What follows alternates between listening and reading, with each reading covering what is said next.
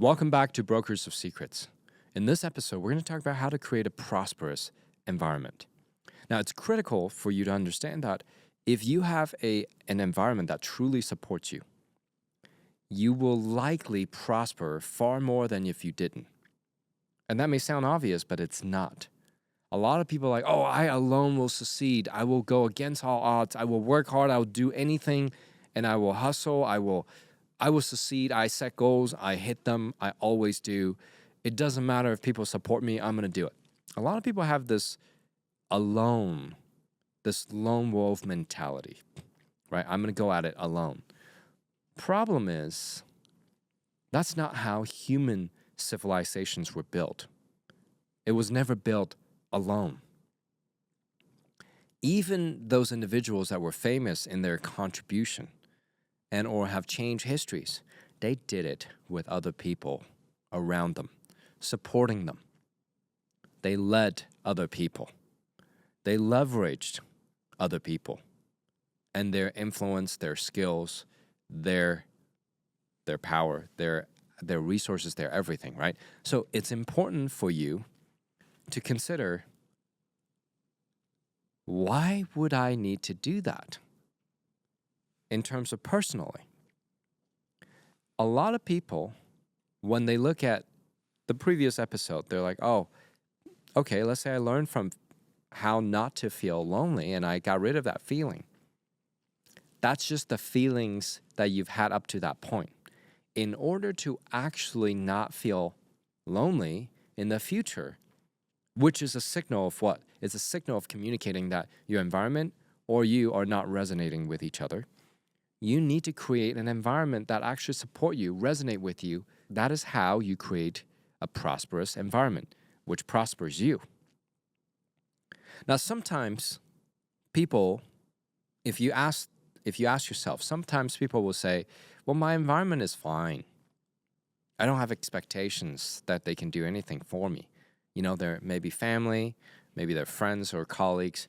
You may even say, they don't think the way I do. They don't believe that dream or vision, that goal that I set.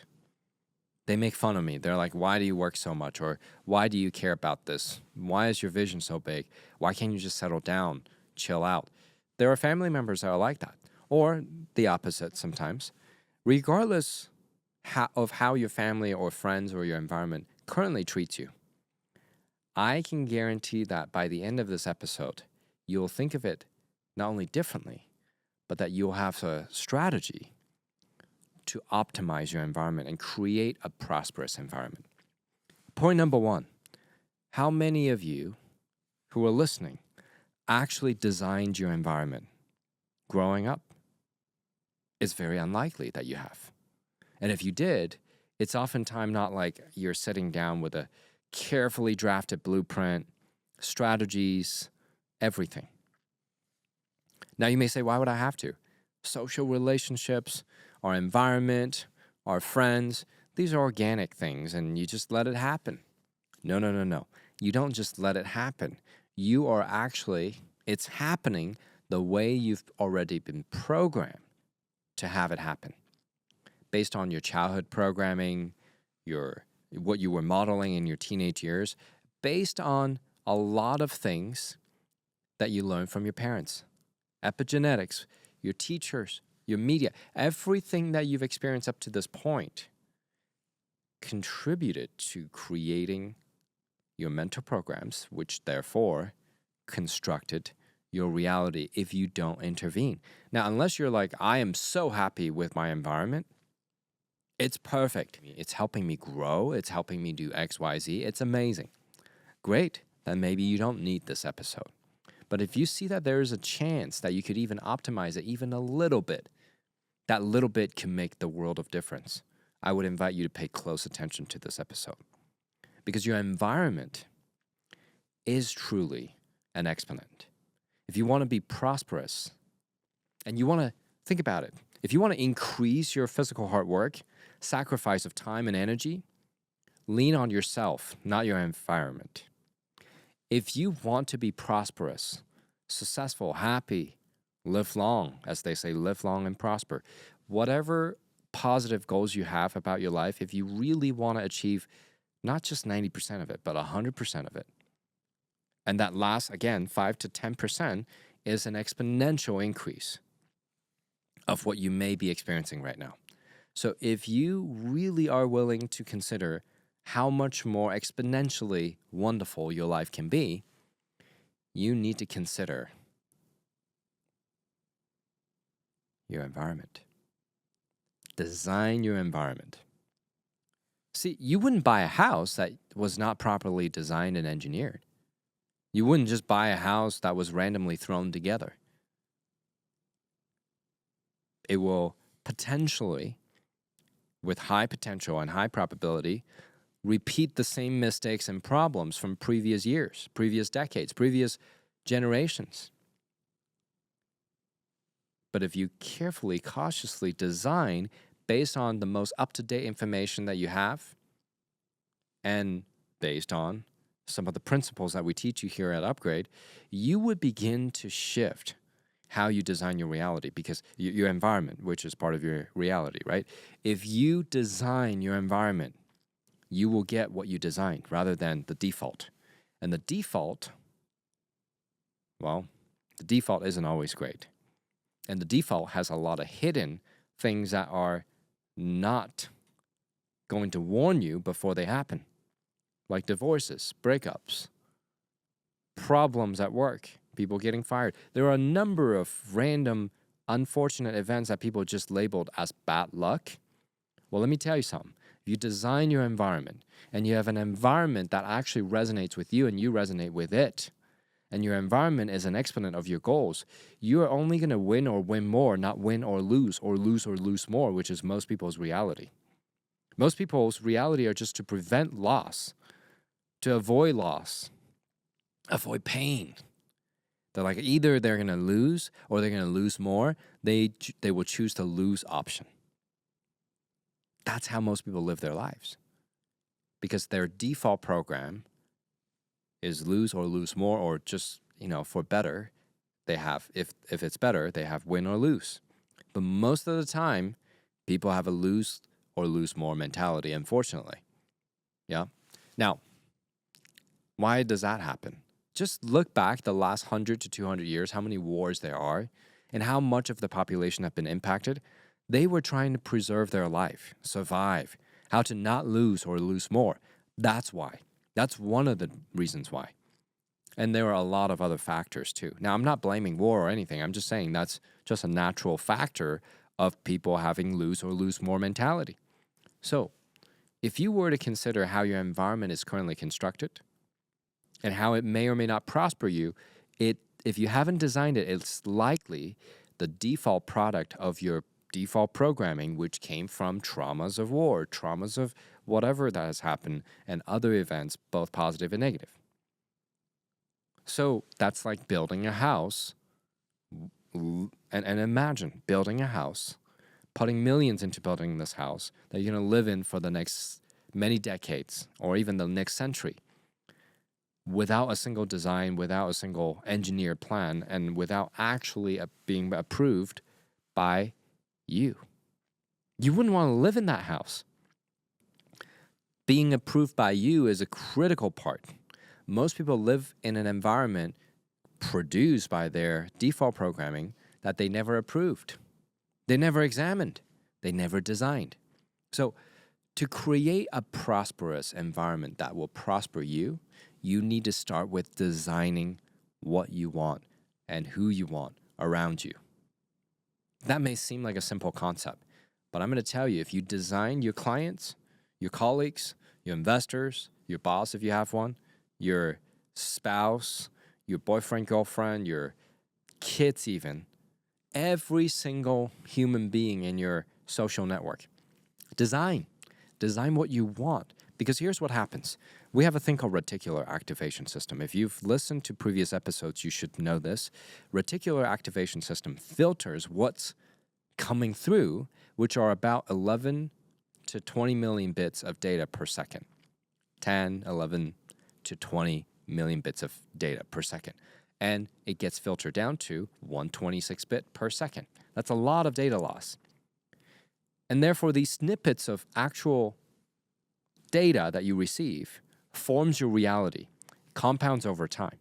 So you really are seeing only glimpses of reality through these sensory data that you collect from moment to moment.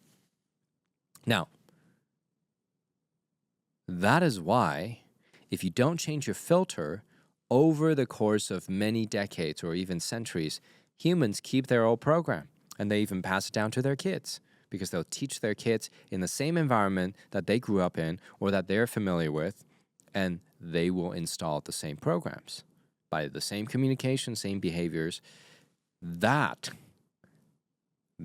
is why if you don't design, you will repeat the same problems oftentimes, the same life, the same loop that your families and those before repeated. Now, what's a prosperous environment? A prosperous environment is you designing it first so you can use your filter, your reticular activation system, to filter out people that don't belong and filter in the people that belong. So design your environment. Now, here's a tip. 25 attributes is all that is needed. Design your environment. Yeah. When it comes to people. Now, that depends on how many categories you have, though.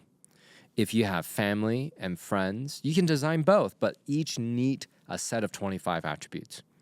Family members, friends, and you're like, wait, but I have these existing relationships. You're saying I can design them? Yes, because if you know the design, which is the end state, the desire state, you can actually go from the current state to the desire state regardless of who's involved, because humans are very flexible. That's why the previous episode's important. People who don't understand that their lonely feelings, their feeling of loneliness, is coming from them not being flexible and creating the change that they need to resonate with those around them.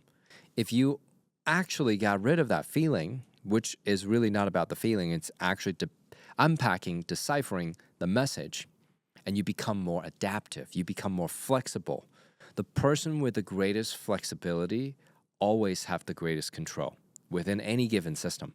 So when you find yourself being flexible and your feeling of loneliness is gone, you are ready to change your filter.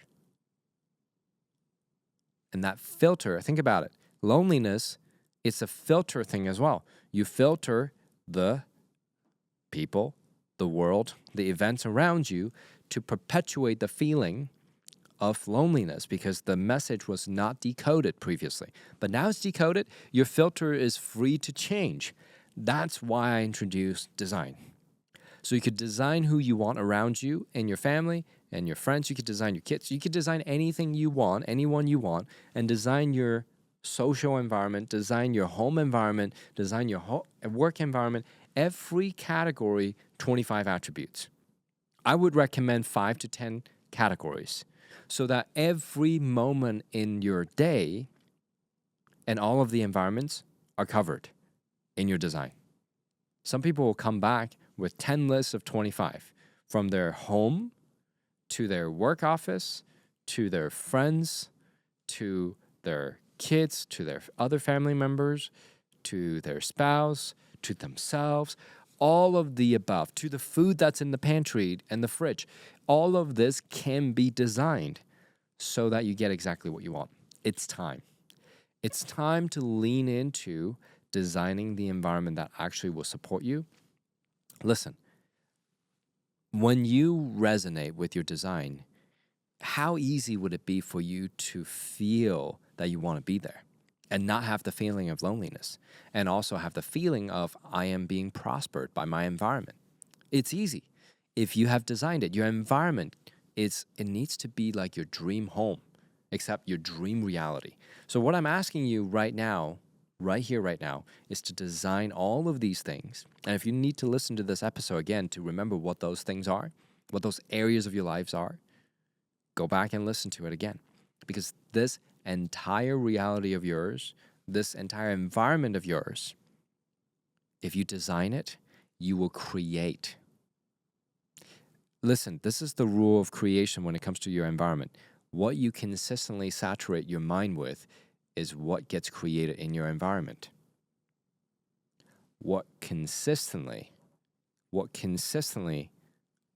that you allow to appear in your mind, to saturate in your mind, is what gets created in your environment. So if you design it, you can repeatedly saturate your mind with your design, your carefully crafted design. 25 attributes per area of your life, per area of your environment.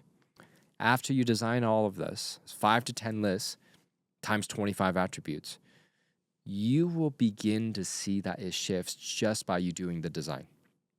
That's it. Imagine being able to design prosperous into your design of your environment. Design people are friendly to you. They want to support you. You design all of these things. You won't just have an environment or a reality that supports you.